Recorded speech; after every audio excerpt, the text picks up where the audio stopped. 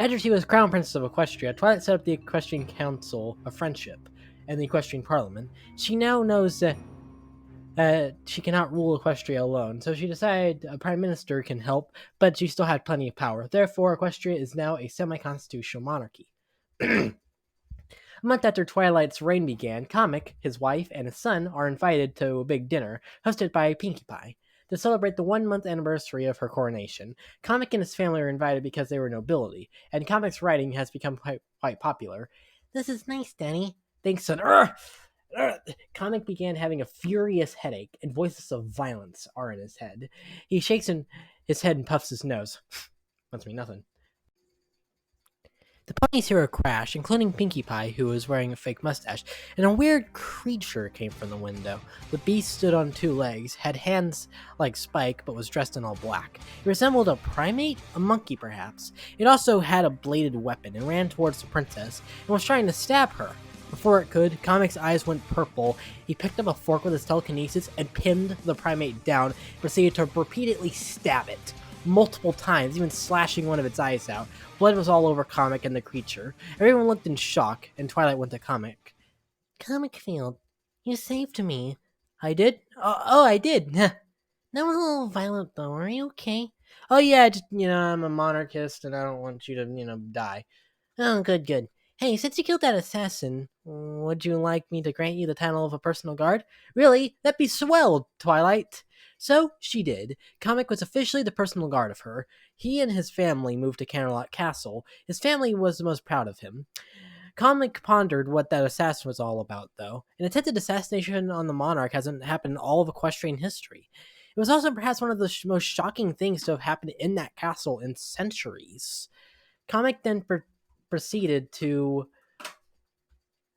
encourage Twilight to mobilize the Equestrian military, just in case, for Equestria may be at war again, at war with a force that isn't even from Equus itself.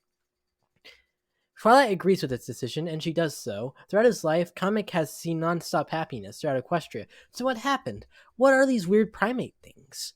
He thinks something or some pony, maybe not even a pony, is after Equestria. But what? Who would want Equestria gone? He pledges to find out, but for now, Comic has the dark magic down in his head to prepare him for this invading force. We have an update. Did you find him? Yes, sir, but he was murdered. Who did it? He was found in... Who did it? Sir, he was killed by... Who did it?! A pony. A noble. Do you have a name? Yes, sir. Tell me. His name is Comicfield. Hours after Aldous hears the news, he enters Comic's house hoping to kill him for what he did to his father. He walks around the house to find Comic, but sees many comics and such, but not Comic himself. Where is he? Aldous proceeds to walk around until he stops by the bathroom to see Misty Field. Misty sees Aldous in the mirror. The hell? Aldous ambushes Misty and tackles to the ground. Misty kicks Aldous, and Aldous punches her and cuts her to the point where some bruises and cuts can be seen on Misty's body. Who are you? Who the fuck are you? What are you doing in my house? Where is Comicfield? My husband? What do you want with my husband? Where? Aldous' very loud screams hurt Misty's ears to the point where they bled a little. You're angry. Vengeful. What does it matter to you? You privileged shit! I'm just trying to help. Liar! Aldous wraps a rope around Misty's neck in the bathroom. Please, I have a family. Aldous sees a photo near the bathroom and starts to slowly let go of her. Did you find him, Great Conqueror? Aldous blacks out at the mention of the word conqueror, as he has PTSD memories of Kang killing his mother. When he wakes up, he sees Misty hanging in the bathroom bleeding. He is distraught. He kills the trooper by snapping his neck. Next time, do not call me a conqueror. Aldous looks back at Misty's body. He feels cold, knowing he killed a child's mother. He has tears coming out of his eyes, then he leaves the house. Comic comes to his room, finished with his newest book, to his son. Manga is happy to see his father. Manga tells Comic that first time he saw his mother, she was styling her mane in the bathroom. Comic and Manga want to surprise her, so they rush into the bathroom to see something mortifying. They saw Misty, or worse yet, Misty's corpse. Her lifeless corpse was hung from a noose. Comic at first thinks it was a suicide, and he and Manga start to weep. But then he notices bruises and cuts all over her face and her body. This wasn't a suicide, but a murder. Comic vows to get revenge on whoever killed his wife.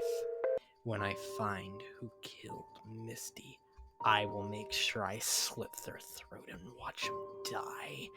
Do you hear me, you son of a bitch? I'll kill you! Aldous hides behind the house wall, knowing he brought grief to a family. He walks into the alleyways to hide and sees a poor, starving family. Aldous thinks about what Scenario said about her life and his mom's words. Aldous then gives food to what he has left in the bag to the family. Here, you will need this. Thank you, kind sir. Take it to your family. The filly leaves, and then Aldous goes back to the base in tears. Hey, what's wrong? I killed a mother. I took a child's mother. What? I blacked out. My trooper called me a conqueror. You're not him. I know you're not him, okay? Aldous and Scenario then kiss. I need to fix things. Help the people. Aldous then goes back in time and abolishes and topples many monarchies such as Iran, the French Kingdom, and the Russian Empire. Aldous then breaks the time machine. Why would you? So no one can use it again. To undo the peace I gave them. Okay, babe. Aldous and Scenario take a walk outside to the hill there where they were at before. Comic tells his family about the ordeal. They all feel bad for him, and Comic announces he'll take a week off. The entire week, Comic and Manga hang out and try to cope with the death of their loved one. Comic buried Misty in the royal graveyard. Twilight lets Comic take the week off. She is shocked and horrified of what happened as much as her guard. Manga, I still can't believe it happened, son. But don't you worry. I love you. I loved her, and I will find and kill that sick son of a bitch. Anyone who thinks they can do that to an innocent pony is a real piece of shit. His son replied with only a nod. He could hardly even speak after these events. Pinky walked into Comic's room with a cake. Hey, Comic! I know you're having a tough time. Make some cake. Want some? I made it to help you feel better. It was a rich, dark chocolate cake with cocoa beans straight from Zebraca. It was rich and delicious. Comic and Manga had some, but they still hardly felt better. They thanked Pinky anyway, and she left, and Comic and Manga just hugged. When the week was over, Comic could finally begin his job with Twilight.